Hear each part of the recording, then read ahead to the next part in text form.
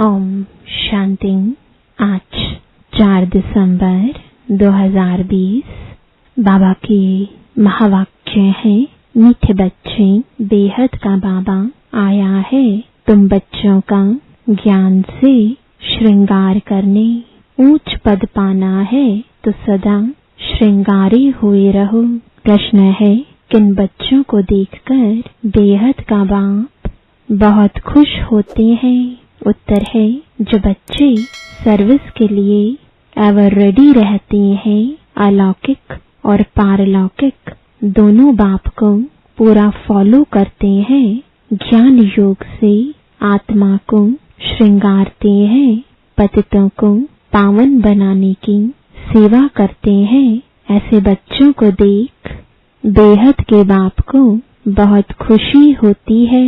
बाप की चाहना है मेरे बच्चे मेहनत कर ऊंच पद पाए।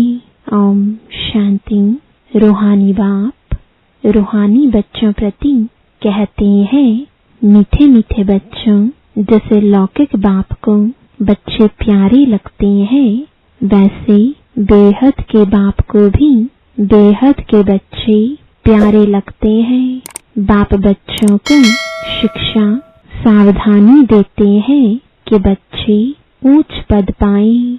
यही बाप की चाहना होती है, तो बेहद के बाप की भी यह इच्छा रहती है।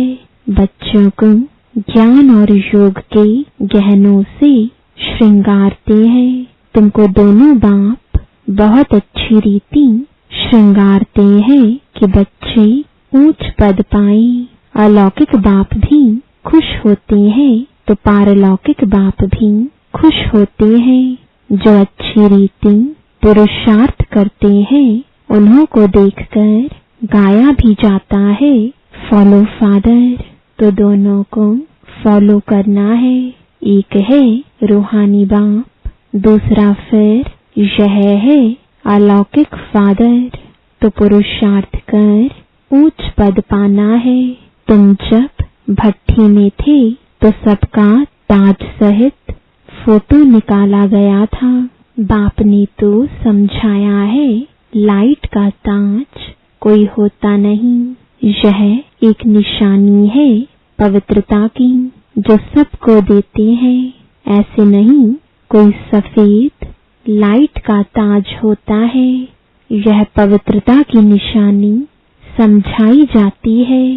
पहले पहले तुम रहते हो सतयुग में, तुम ही थे ना। बाप भी कहते हैं, आत्माएं और परमात्मा अलग रहे बहुकाल। तुम बच्चे ही पहले पहले आते हो, फिर पहले तुमको ही जाना है। मुक्ति धाम के गेट्स भी तुमको खोलने हैं। तुम बच्चों को बाप श्रृंगारते हैं। पियर घर में वनवाहा में रहते हैं। इस समय तुमको भी साधारण रहना है, न ऊंच न नीच। बाप भी कहते हैं, साधारण तन में प्रवेश करता हूँ। कोई भी देहधारी को भगवान कह नहीं सकते। मनुष्य की सदगति कर नहीं सकते। सदगति तो गुरु ही करते हैं। मनुष्य 60 वर्ष के बाद वानप्रस्थ लेते हैं, फिर गुरु करते हैं।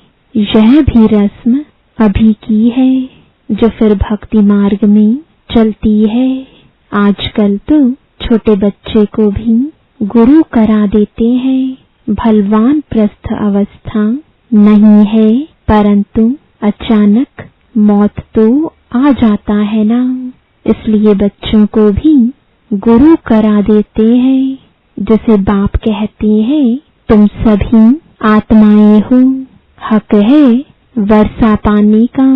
वह कह देते हैं, गुरु बगैर ठोर नहीं पाएंगे, अर्थात ब्रह्म में लीन नहीं होंगे।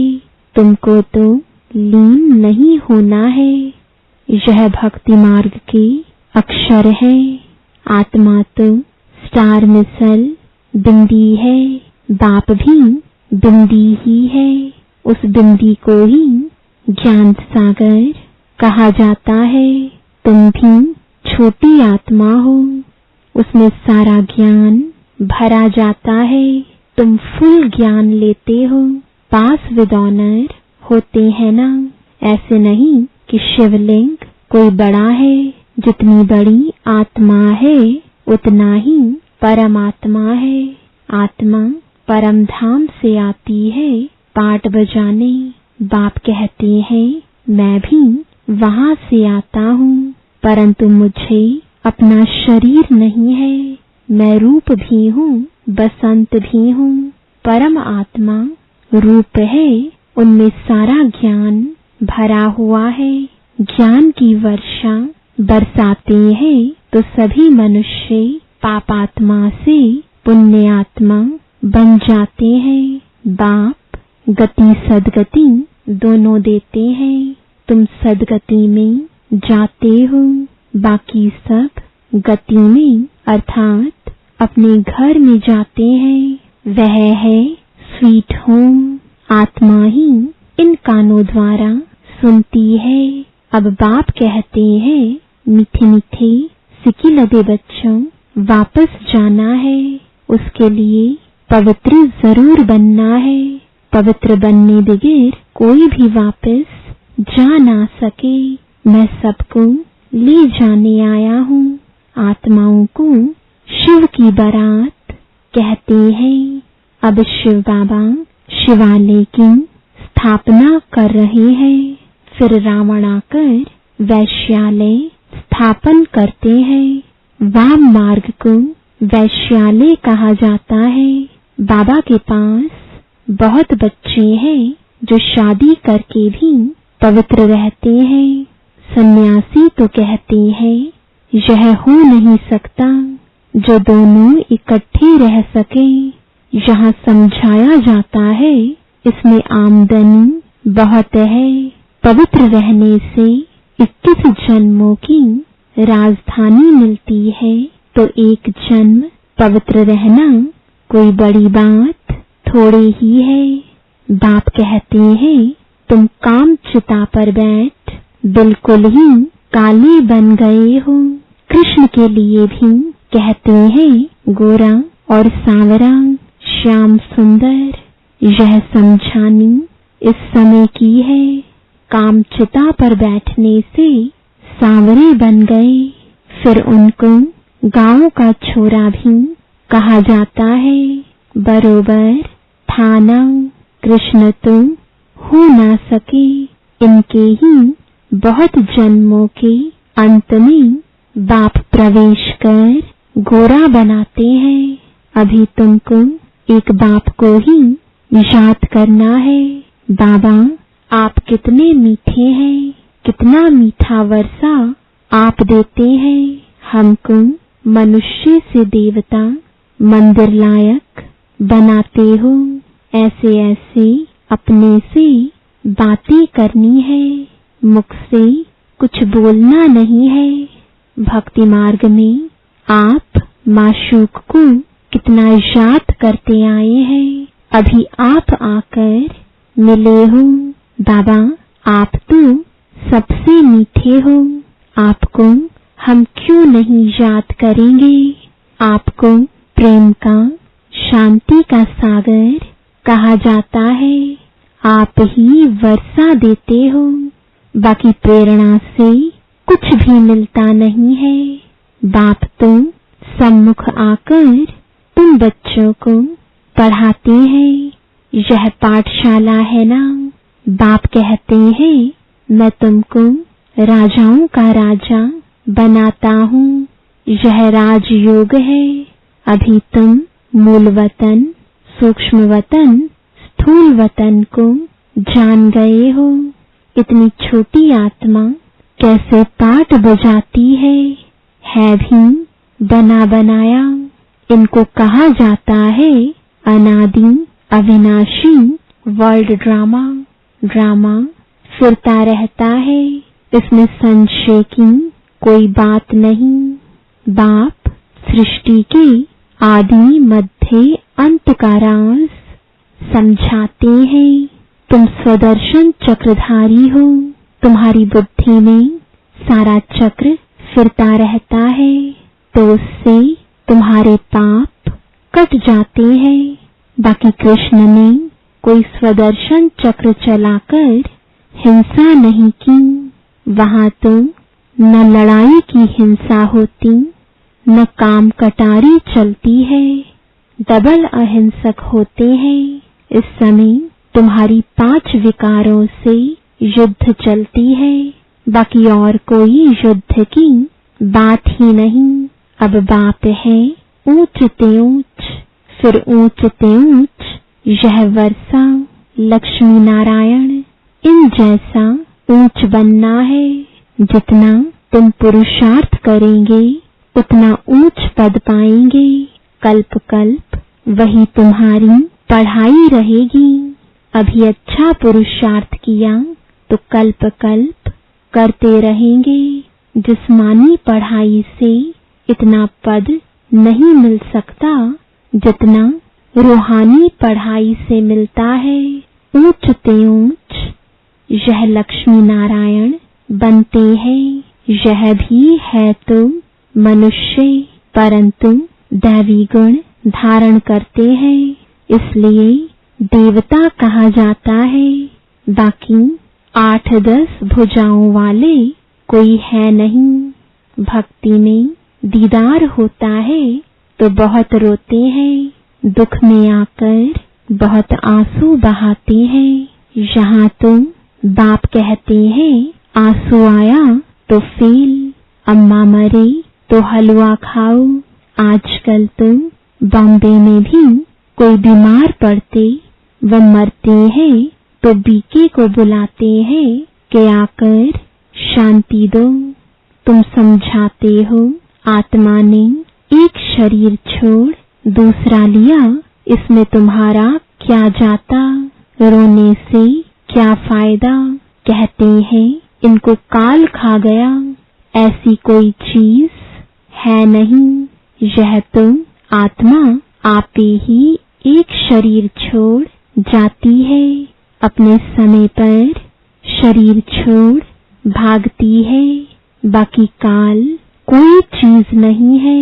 सतयुग में गर्भ महल होता है, सजा की बात ही नहीं। वहां तुम्हारे कर्म अकर्म हो जाते हैं, माया ही नहीं जो विकर्म हो। तुम विकर्माजीत बनते हो। पहले पहले विकर्माजीत संवत चलता है, फिर भक्ति मार्ग शुरू होता है तो राजा विक्रम संवत शुरू होता है। इस समय जो विकर्म किए हैं उन पर जीत पाते हो, नाम रखा जाता है विकर्माजीत। फिर द्वापर में विक्रम राजा हो जाता। विकर्म करते रहते हैं। सुई पर अगर कट चढ़ी हुई होगी तो चुंबक खींचेगा नहीं। जितना पापों की कट उतरती जाएगी तो चुंबक खींचेगा। बाप तुम पूरा प्योर है, तुमको भी पवित्र बनाते हैं योग बल से। जैसे लौकिक बाप भी बच्चों को देख खुश होते हैं ना, बेहद का बाप भी खुश होता है बच्चों की सर्विस पर। बच्चे बहुत मेहनत भी कर रहे हैं, सर्विस पर तो हमेशा एवर रेडी रहना है। तुम बच्चे हो, पतितों को पावन बनाने वाले ईश्वरीय मिशन। अभी तुम ईश्वरीय संतान हो, बेहद का बाप है और तुम सब बहन भाई हो, बस और कोई संबंध नहीं। मुक्ति धाम में है ही बाप और तुम आत्माएं भाई भाई। फिर तुम सतयुग में जाते हो तो वहां एक बच्चा एक बच्ची, बस।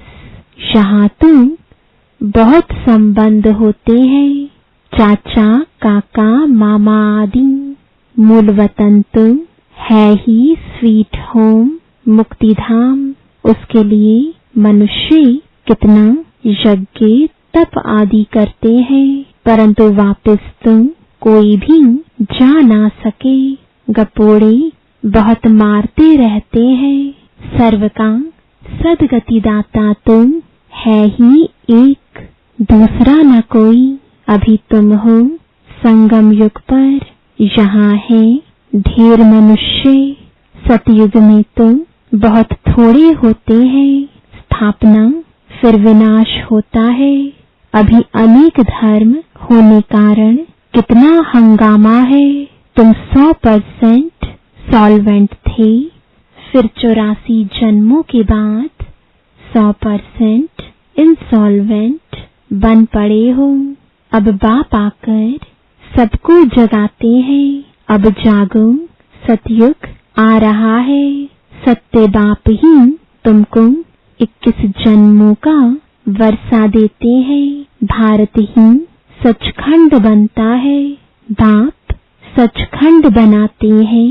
झूठ खंड फिर कौन बनाते हैं। 5 विकारों रूपी रावण, रावण का कितना बड़ा बुत बनाते हैं, फिर उसको जलाते हैं, क्योंकि यह है नंबर 1 दुश्मन। मनुष्यों को यह पता नहीं है कि कब से रावण का राज्य हुआ है। बाप समझाते हैं आधा कल्प है राम राज्य, आधा कल्प है रावण राज्य। बाकी रावण कोई मनुष्य नहीं है जिसको मारना है। इस समय सारी दुनिया पर रावण राज्य है। बाप आकर राम राज्य स्थापन करते हैं, फिर जय जयकार हो जाती है। वहाँ सदैव खुशी रहती है, वह है ही सुखधाम।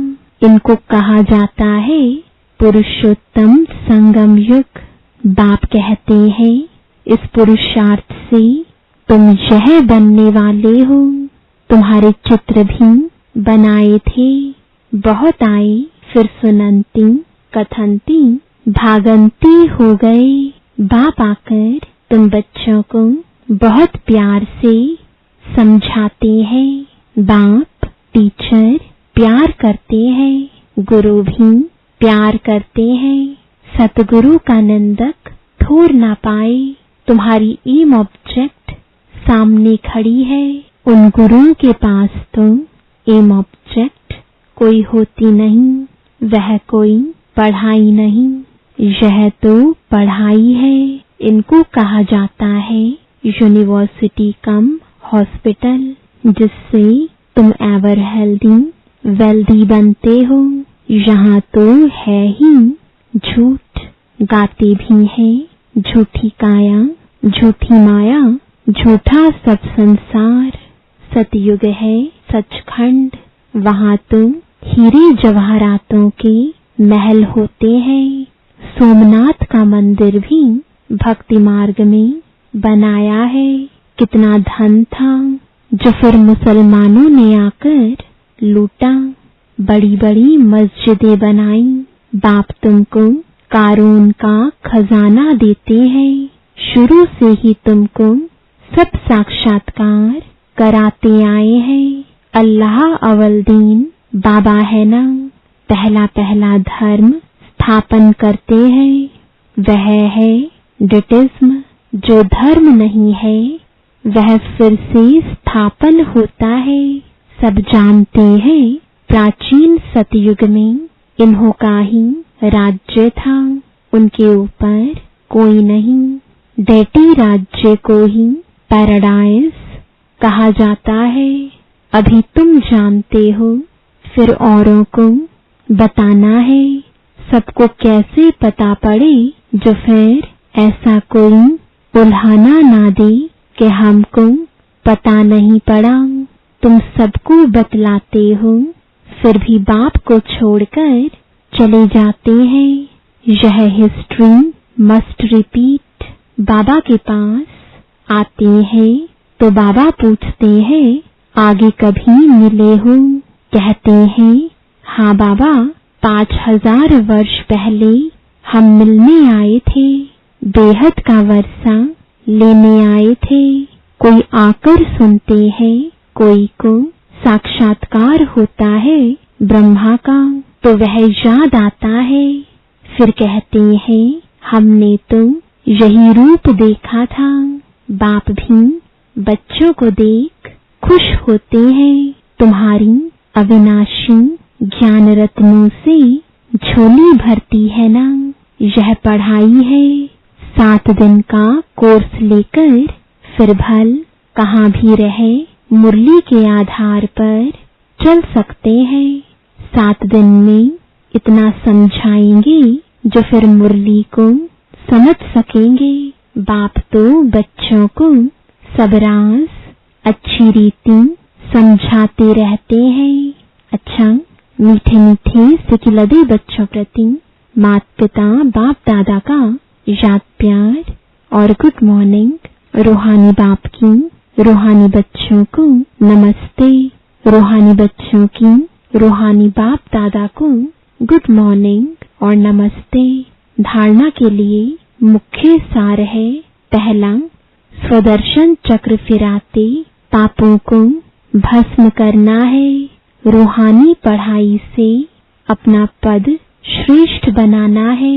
किसी भी परिस्थिति में आंसू नहीं बहाने हैं। दूसरा, यह वानप्रस्थ अवस्था में रहने का समय है, इसलिए वनवाह में बहुत साधारण रहना है, न बहुत ऊंच न बहुत नीच। वापस जाने के लिए आत्मा को संपूर्ण पावन बनाना है। वरदान है, मनन शक्ति द्वारा बुद्धि को शक्तिशाली बनाने वाले मास्टर सर्वशक्तिमान भव। मनन शक्ति ही दिव्य बुद्धि की खुराक है। जैसे भक्ति में सिमरण करने के अभ्यासी हैं, ऐसे ज्ञान में स्मृति की शक्ति है। इस शक्ति द्वारा मास्टर सर्वशक्तिमान बनो। रोज अमृत वेले अपने एक टाइटल को स्मृति में लाओ और मनन करते रहो, तो मनन शक्ति से बुद्धि शक्तिशाली रहेगी। शक्तिशाली बुद्धि के ऊपर माया का वार नहीं हो सकता, परवश नहीं हो सकते, क्योंकि माया सबसे पहले व्यर्थ संकल्प रूपी बाण द्वारा दिव्य बुद्धि को ही कमजोर बनाती है। इस कमजोरी से बचने का साधन ही है मनन शक्ति। स्लोगन है, आज्ञाकारी बच्चे ही दुआओं के पात्र हैं।